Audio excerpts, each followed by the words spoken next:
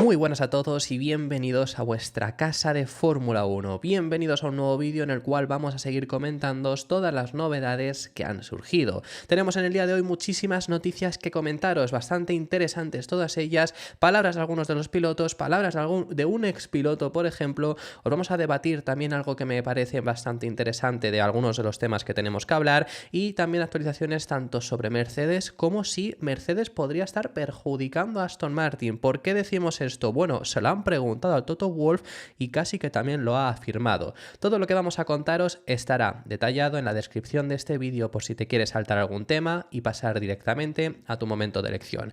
Dicho todo esto, vamos a dar comienzo y vamos a comenzar por este tema que quiero deciros de Aston Martin, pero antes de eso os tenemos que contar la actualidad con el equipo Mercedes. Un equipo Mercedes que ya os contábamos que llegaba a Australia perdido. Lleva 2 fines de semana Mercedes que la verdad ha confirmado que lo que vimos en los test de pretemporada no era falso, que yo aquí os decía que Mercedes es uno de los equipos que sabe esconderse a la perfección. No ha sido falso, aunque Bahrein pareció que sí, porque Bahrein su rendimiento no fue malo y además salieron diciendo que en Arabia Saudí iban a rendir mejor, pero no rindieron mejor.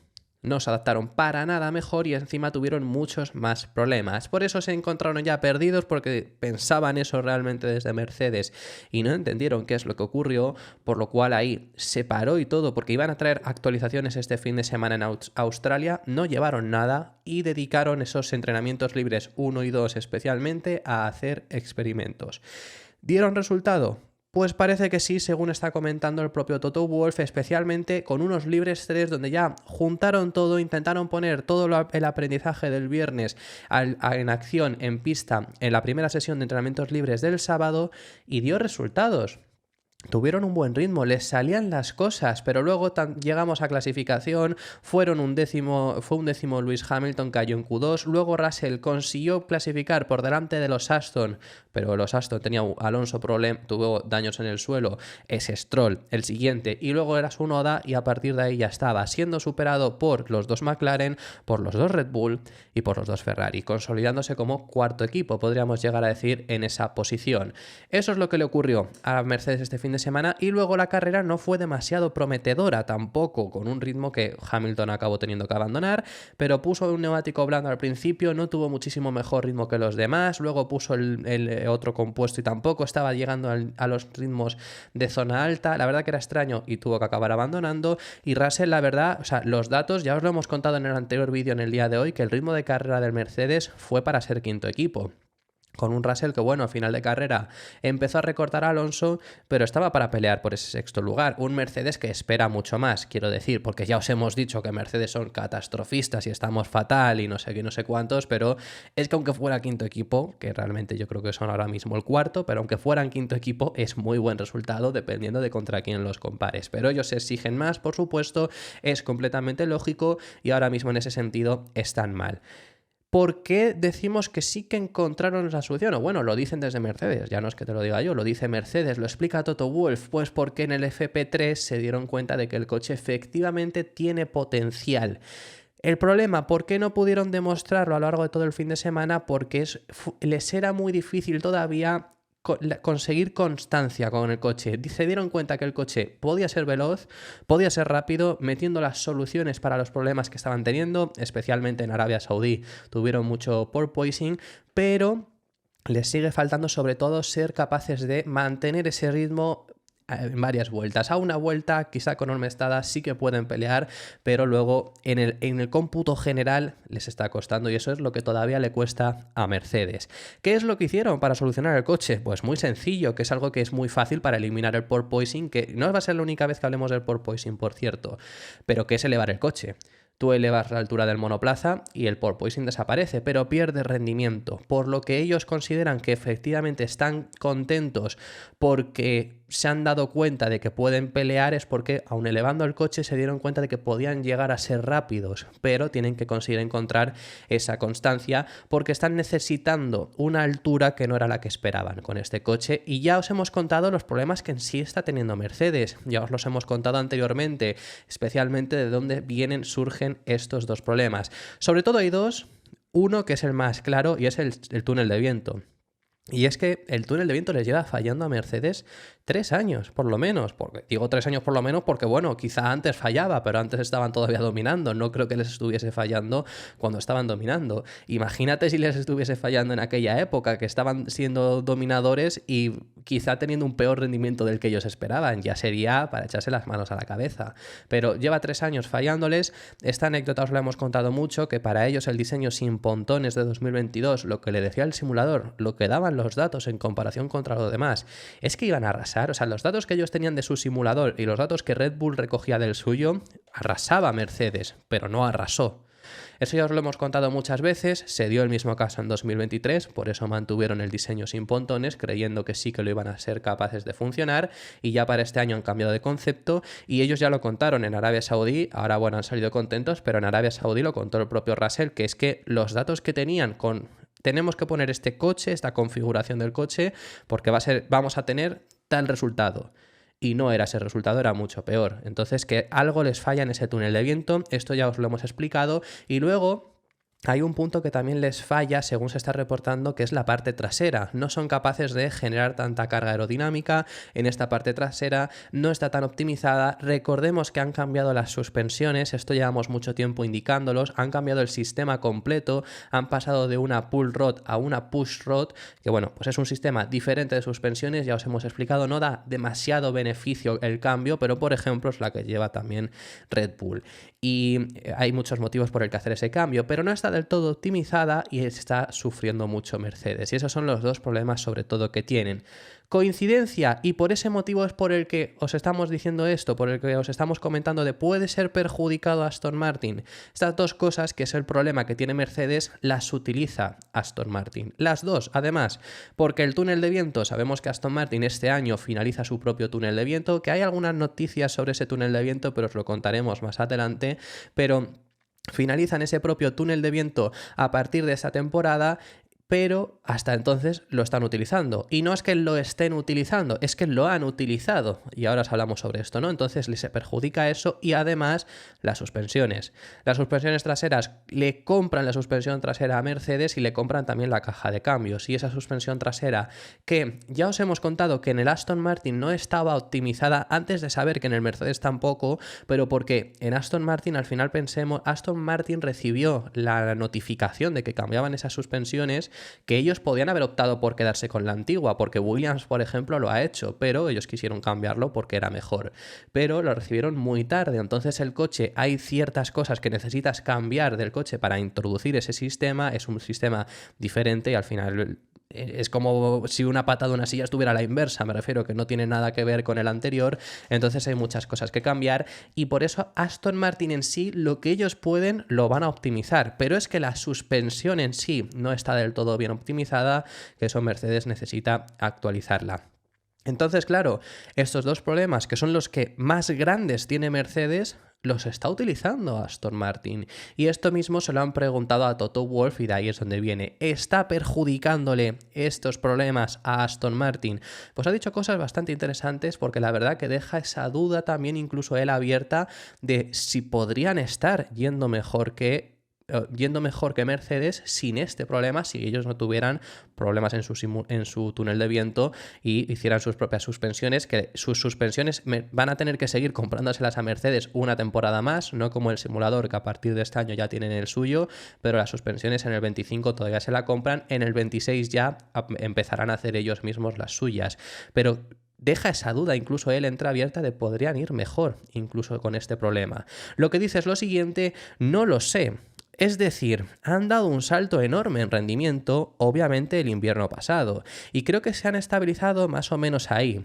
Al menos el año pasado, al principio de la temporada, se estabilizaron en la misma posición y luego retrocedieron.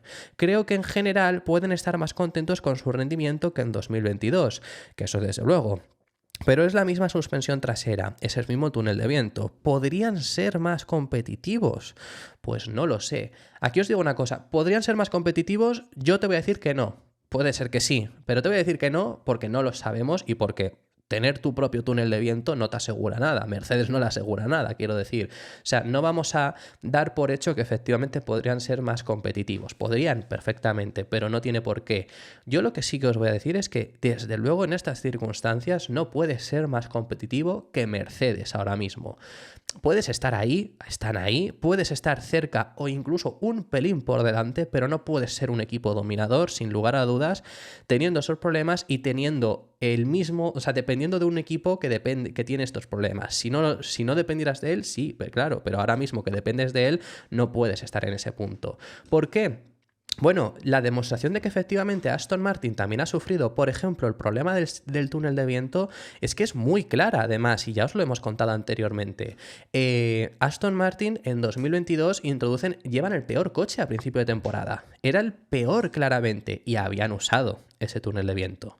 Se habían equivocado completamente en el concepto, porque además era un concepto radicalmente distinto a Mercedes, pese a ser equipo cliente, entre comillas, por depender de esa caja de cambios y suspensiones traseras de Mercedes, era un concepto muy diferente que no es lo habitual. El concepto de Aston ahora mismo no es tan diferente, por ejemplo, por eso mismo.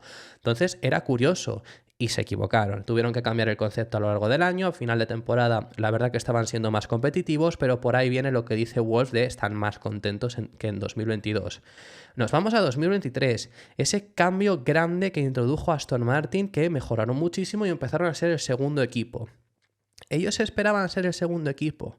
Pues ellos no se esperaban ser el segundo equipo, ellos se sorprendieron de lo bien que iban, ellos esperaban una mejora importante y se esperaban estar en una posición similar a la que están hoy en día, es decir, por detrás de Mercedes, por detrás de Ferrari, pero cerca, sin contar McLaren, porque McLaren en aquella ocasión tampoco estaba ahí.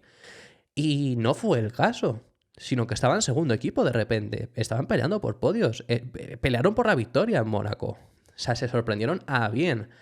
Entonces ahí vemos otra vez de que no ha sido lo que te dice el túnel de viento lo que has aplicado en pista. En este caso para bien, porque obviamente no siempre tiene que ir a mal, por supuesto, puedes fallar a bien.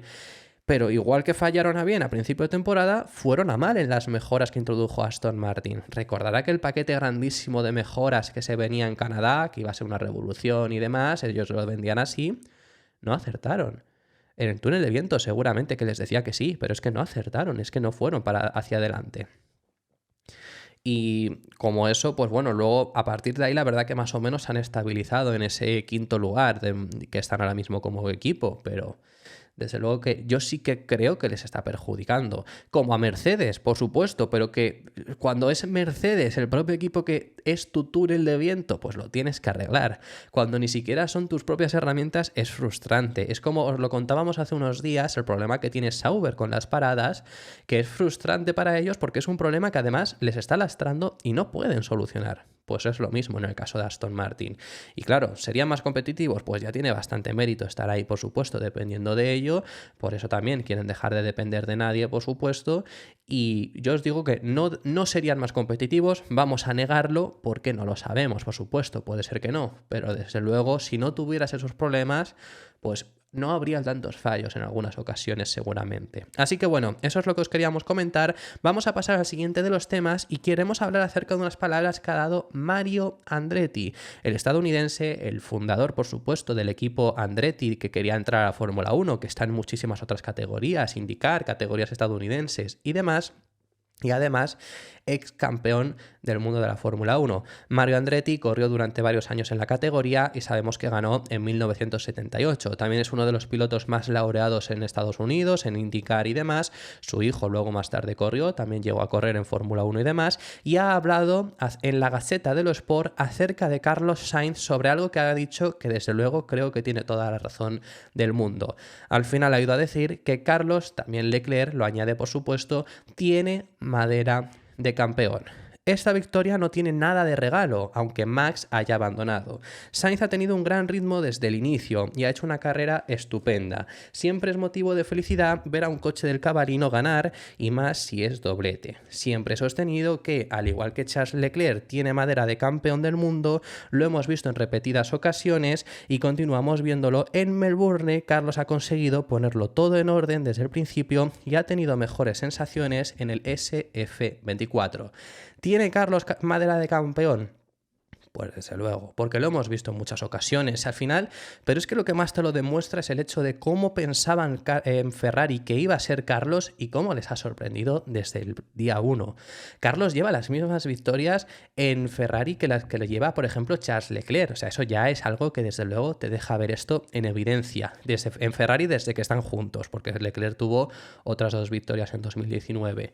Pero más allá de ahí, en Ferrari, recordar que en Ferrari, antes de que debutase Carlos, empezó a hablar Matías Binotto de ser sustituido por Mick Schumacher. Con perdón de Mick Schumacher, ¿dónde está Mick? No está en la Fórmula 1 y Carlos sigue ahí. Carlos le ha tenido que echar un 7 veces campeón del mundo. Carlos ha igualado, como siempre hemos dicho, en rendimiento a Charles Leclerc. Ahora mismo, incluso en esta temporada, ha empezado por delante.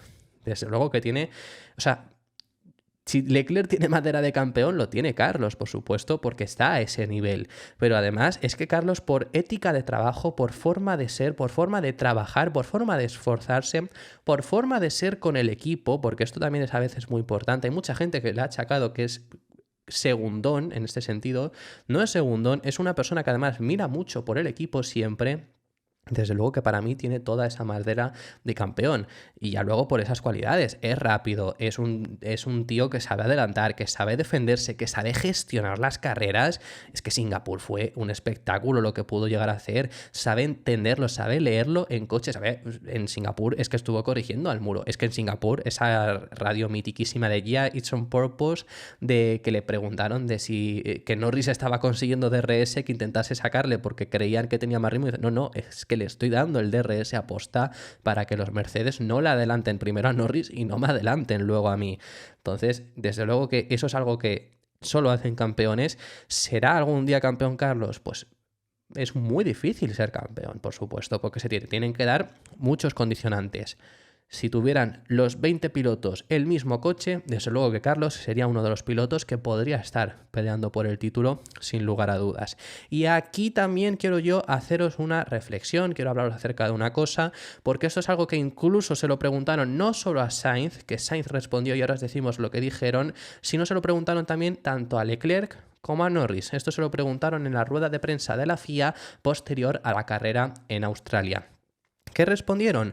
Los dos respondieron que no, que Carlos no está infravalorado y ahora os voy a decir, yo creo que lo que dicen tiene razón, tanto Leclerc, Norris y Sainz hablaron en este orden, por eso lo he dicho, creo que todos los tres tienen razón en el ámbito en el que se refieren, porque sí que creo que hay un sitio donde Carlos está infravalorado. Pero tanto Leclerc, Norris y Sainz coinciden en que no está infravalorado porque todo el mundo dentro de la Fórmula 1 sabe el valor que tiene Carlos, sabe lo buen piloto que es y demás. Sobre todo así lo dijo Leclerc. Norris agregó que si alguien no le valora bien es porque no sabe lo que es Fórmula 1, eso llegó a decir Lando Norris, además compartiendo la opinión de Leclerc, como digo, y luego Sainz agradeció, tuvo un momento que es sobre todo lo que se ha viralizado de aquí con mi agradezco las palabras de mis dos compañeros favoritos, llegó a decir, y eso se ha viralizado y demás, y dijo que ahí ya él fue al hecho de, bueno, y si hay alguien que no me valora, me da igual, llegó a decir, sobre todo aquí enfocándola a lo que yo quiero decir. Dentro de la Fórmula 1 no hay nadie que no valore a Carlos. Y eso os lo llevo yo diciendo desde que se anunció que no seguía con Ferrari, porque se anunció o porque os dije yo de que no tiene que demostrarle nada a nadie. Porque ya lo ha hecho. O sea, estas buenas actuaciones que ha tenido, lo único que ha demostrado más cosas aún de Sainz. Pero no le ha asegurado una posibilidad de ir a Red Bull porque ya la tenía antes de esto, incluso porque ya conocíamos lo bueno que es Carlos Sainz. Y dentro de la Fórmula 1 eso lo sabe todo el mundo, pero donde sí que creo que está infravalorado es fuera. Fuera de la Fórmula 1 yo veo mucha infravaloración y yo no digo que a todo el mundo le tenga que encantar, yo no digo que todo el mundo tenga que pensar que Carlos es su piloto favorito, en absoluto, por supuesto, a mí es uno de mis pilotos que más me gusta, pero no todo el mundo tiene que pensar esto, por supuesto, pero sí que yo, y en redes sociales, incluso en aficionados españoles, yo me voy a centrar en aficionados españoles, que es lo que yo veo por redes sociales, yo veo un menosprecio a Carlos muy grande, como el que desgraciadamente ha tenido que vivir toda su vida porque siempre ha tenido, además, el foco es Carlos Sainz, que no es cualquiera, que es el hijo también de Carlos Sainz, entonces eso siempre le ha costado mucho. No es que a él le haya costado mucho, sino que ha provocado que no, es que es el hijo de. Y no es el hijo de, porque no llegas a Fórmula 1 por ser el hijo de. Te da facilidades en el hecho de empezar, pero no llegas a Fórmula 1, no llegas a ser piloto de Ferrari, no llegas a ganar las carreras que ganas por ser el hijo de. Desde luego que no. Y desde luego que yo creo que ahí sí que está muy infravalorado. Cada vez yo creo que más se le va valorando, se le empieza a valorar más. Sobre todo, además, yo me doy cuenta de que hay un grupo de edad en el que que es justo además cuando el grupo de edad que empezó a ver la Fórmula 1, seguramente cuando empezó Carlos, le menosprecia mucho, pero el que está empezando ahora yo me estoy dando cuenta, porque además tengo conocidos, familiares, amigos y demás que le está empezando a ver ahora la Fórmula 1 y no le menosprecian tanto como ese grupo sí que creo que bastante, y es una lástima, y para mí en ese sentido sí que creo que está infravalorado para ahí.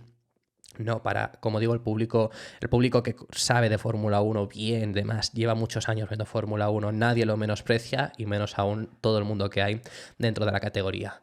Vamos a pasar al siguiente de los temas. Nos tenemos que ir ahora a hablar acerca del equipo McLaren sobre dos cosas interesantes que nos han llegado a comentar. Primero de todo, queremos hablar al respecto sobre algo que ocurrió en el pasado Gran Premio de Australia, y es el hecho de que además en casa de Oscar Piastri, a Oscar Piastri le pidieron que dejase pasar a Lando Norris por órdenes de equipo. Esto además, bueno, ha habido incluso revuelo en redes sociales también al parecer con todo esto, porque ha habido gente de, bueno, pues cómo lo han dejado pasar y no sé qué, en su Gran Premio de casa podría haber obtenido el podio porque en ese momento Piastri estaba en posiciones de podio y demás. Era mitad de carrera. ¿Por qué había llegado Piastri a estar por delante? Y Piastri en esta carrera había llegado a estar por delante en ese punto porque le lanzaron un undercut.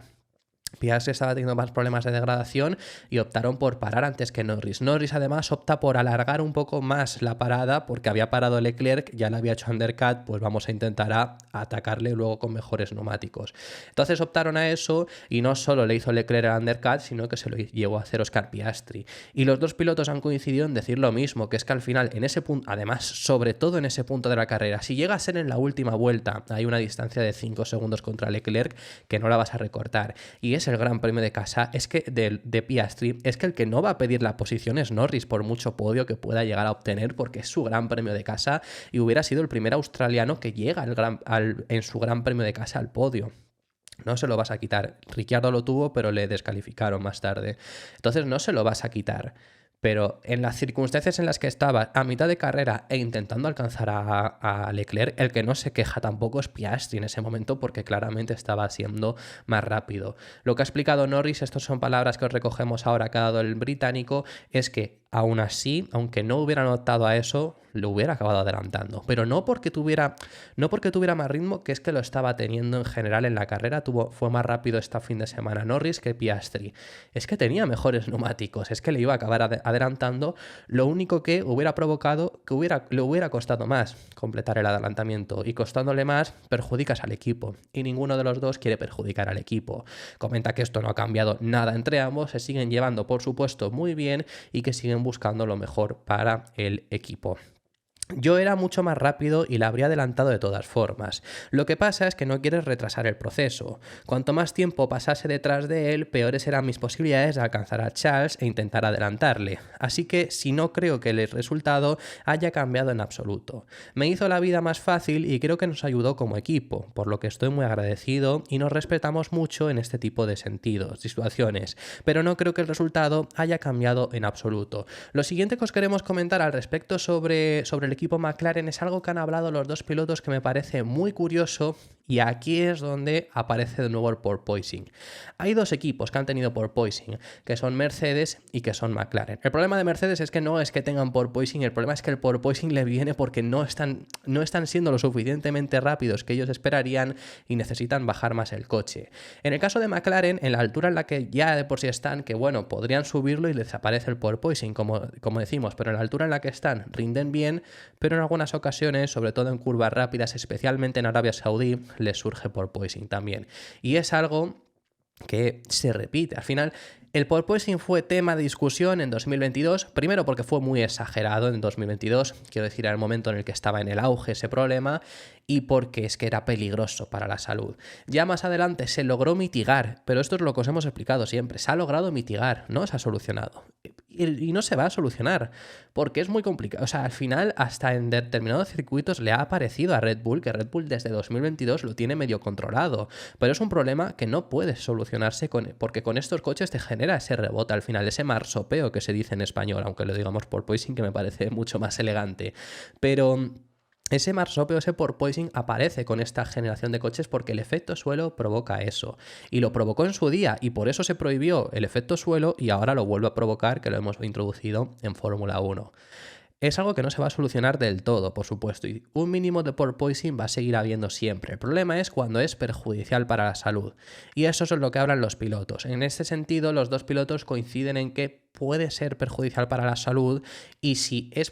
Lo que dice Norris es que ya no se siente por lo menos como en 2022 y que él no es médico, que no sabe qué problemas va a tener. Lo interesante de Norris, lo vais a escuchar ahora en las palabras, es que dice que sí que está teniendo problemas de espalda, pero que no sabe si es provocado por el porpoising o no, pero que sí que se debería de solucionar. El porpoising tiene una solución muy fácil que es elevar los coches, pero pierdes pierdes efecto suelo, pierdes carga aerodinámica, pierdes rendimiento. Yo aquí hay una solución muy sencilla que en su día ya os lo dije, que creo que en 2022 se equivocaron, que es elevar todos los coches igual. Si los elevas todos igual, no tienes porpoising. Eso no se hizo en su día. Y es que si no lo haces así, la cosa es, bueno, a ver, no, está bien el hecho, pero el equipo que más solucionado tiene el porpoising, que era Red Bull, pues tenía aún más ventaja y es lo que ocurrió en ese final de 2022. Luego ya se eliminó la norma porque al principio se puso una norma de cuanto más porpoising tuvieras, más tenías que levantar el coche. Se eliminó la norma y ya está. Y Red Bull sigue sin tener y hay algunos equipos que sí. Yo lo elevaría a todos para que no haya un equipo que, gracias a que lo ha conseguido mitigar de mayor forma, pues tenga una ventaja grande, pero es para ayudar en el sentido a la seguridad de los pilotos si de verdad consideran que todavía el porpoising que hoy en día surge, que sobre todo en circuitos de altas velocidades es cuando se acaba dando, puede ser perjudicial para la salud. Pero esto es lo que han explicado los dos pilotos y es lo que han pedido, que esto además tiene que ser algo que ponga la FIA. Es algo que tiene que ir en base al reglamento, elevar los coches, porque el equipo no lo va a hacer. O sea, y esto es algo que ya en 2022 quedó muy claro, pero es que era algo que no hacía falta que no quedase demasiado claro porque ya lo sabíamos, pero que es que quedó muy claro. Ahí sí que era perjudicial para la salud y los equipos lo dijeron abiertamente, o me lo prohíbes o voy a seguir bajando el coche, sea lo que sea para los pilotos, porque necesito el rendimiento. Porque no voy a ser yo el bueno de la película y quedar el último por prevalecer la salud de los pilotos, pero el que es piloto tampoco quiere. Y esto es lo que dicen tanto Norris, Piastri. Nunca ellos van a decidir perjudicar el rendimiento aunque se perjudiquen a la salud. Entonces esto es algo que debe de poner la FIA como reglamento.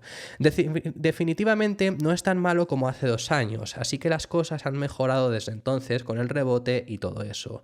Pero aún tienes que hacer funcionar los coches extremadamente bajos y rígidos.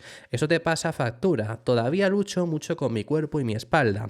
Ahora tengo que hacer muchas cosas que no tenía que hacer hace unos años, así que no diría que se debe directamente al coche.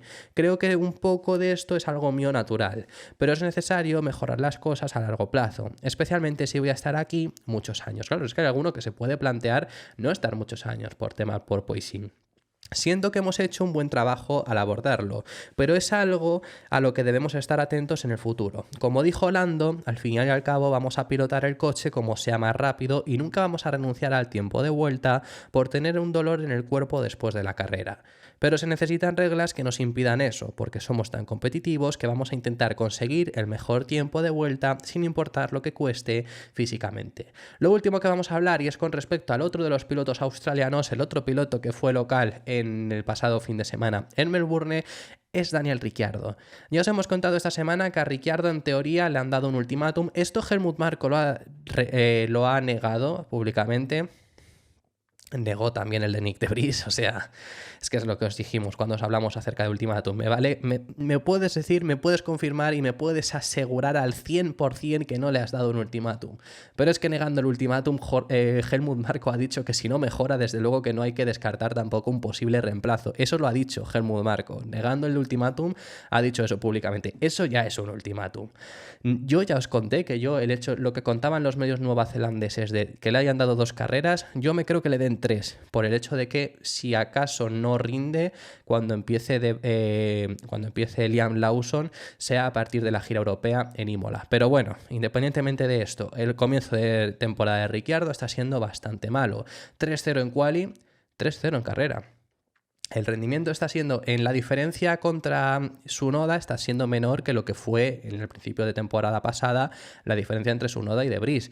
Pero es que nos ha fastidiado. Es que si estuviese al nivel de Vries es para haberlo echado después de este Gran Premio de Australia ya, porque De Vries tenía el pase de que era rookie y se le acabó echando a las 10 carreras, que me parece malo. Ricciardo es un piloto con mucha experiencia que ya el año pasado no rindió mal, y si estuviese teniendo ese mismo rendimiento es para decirle muchas gracias, lo hemos intentado, te hemos dado todas las oportunidades. Ya aquí os contamos que desde luego le subieron de nuevo un Fórmula 1 para probarle si era capaz de pilotar para Red Bull, decirle muchas gracias, lo hemos intentado, te hemos dado todas las oportunidades, hemos intentado que vuelvas, ya está. Vete a NASCAR. Si es que Ricciardo quería correr en NASCAR, pues inténtalo en NASCAR, pero ya está. En Fórmula 1 no vale. No es el caso, pero está muy por detrás de Yuki Tsunoda, y es que claro, para estar tan atrás de Tsunoda, ¿Red Bull no le sale más rentable meter a Lawson? Pues seguramente es lo que se están planteando. Y Ricciardo, el propio Daniel Ricciardo, ha reconocido que está siendo un mal comienzo de año, muy mal comienzo de año para cómo él se había preparado físicamente y demás, que no se esperaba esto, y en sí que desde luego no está siendo el comienzo de año que él esperaba. No han sido las mejores 3 carreras para empezar la temporada, eso desde luego. No es la preparación que tenía al empezar la temporada, desde luego no es donde esperaba estar, pero no es algo por lo que nos vayamos a poner nerviosos ni nada por el estilo. Solo tenemos que mantener el rumbo y estoy seguro de que lo encontraremos. Pues tiene esas próximas carreras para encontrarlo, para intentarlo, veremos si lo acaba consiguiendo. En el caso de que no, parece que se va a tener que despedir, y seguramente así que sea ahí definitivamente el final de Ricciardo en Fórmula 1. Muchísimas gracias por haber llegado hasta este punto, muchísimas gracias por haber llegado hasta el final. Déjame en los comentarios tus impresiones sobre todos los temas que hemos estado tratando, tanto sobre lo que os hemos contado de Aston Martin y Mercedes, tanto si Carlos Sainz tiene madera de campeón, me encantaría que vosotros me dejarais en los comentarios, como si está infravalorado, de lo que hemos hablado de McLaren o de esto último, del tema de Daniel Ricciardo. Muchísimas gracias por haber llegado hasta aquí. Si te ha gustado, deja tu me gusta y suscríbete para no perderte ninguno de los contenidos que seguiremos realizando, y nos vemos en el siguiente, que seguiremos hablando de Fórmula 1.